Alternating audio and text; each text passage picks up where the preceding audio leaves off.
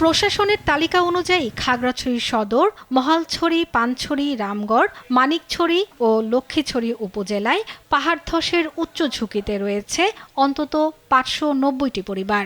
এর মধ্যে খাগড়াছড়ি সদর উপজেলায় ৮৬টি, মহালছড়িতে ৫৬টি, পানছড়িতে ২৭টি, রামগড়ে ৫৬টি, মানিকছড়িতে ১০৫টি এবং লক্ষ্মীছড়িতে সবচেয়ে বেশি ২৬০টি পরিবার ঝুঁকিপূর্ণ অবস্থানে বসবাস করছে।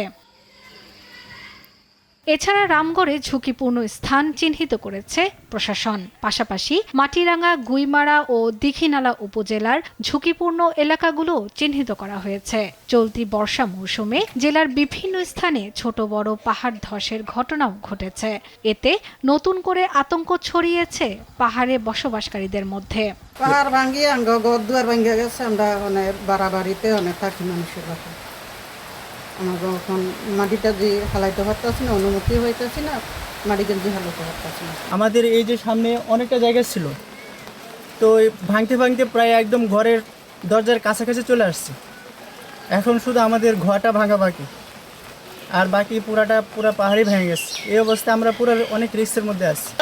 নান্দা ভাড়া করে পেতে পারি না, ঘরের মাঝে থাকতে পারি না, ফেক কাদার লাগে হাঁটতে পারি না, পাহাড় ভাঙে ভেঙে পড়ে। একটা নিরাপদ জায়গায় যে তারা বসবাস করাবে বা বসবাসের নিশ্চয়তা দিবে, সেটার জন্য আর কোনো কাজ করে না।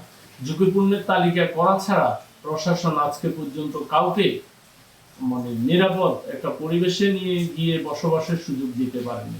পাহাড় ধসের ঝুঁকিতে থাকা পরিবারগুলোকে স্থায়ীভাবে পুনর্বাসনের পরিকল্পনার কথা জানিয়েছে জেলা প্রশাসক। আমাদের চিন্তা হচ্ছে তাদেরকে স্থায়ী পুনর্বাসনের জন্য চেষ্টা করা, আর পাশাপাশি তাদেরকে উৎসাহ দিয়ে যেন বিপজ্জনক জায়গায় কেউ বসবাস না করে, সেই চেষ্টাটি আমাদের অব্যাহত আছে। বড় দুর্ঘটনা ঘটার আগেই ঝুঁকিতে থাকা পরিবারগুলোকে নিরাপদ স্থানে সরিয়ে স্থায়ী পুনর্বাসনের উদ্যোগ নেওয়া হবে, এমনটাই প্রত্যাশা স্থানীয়দের।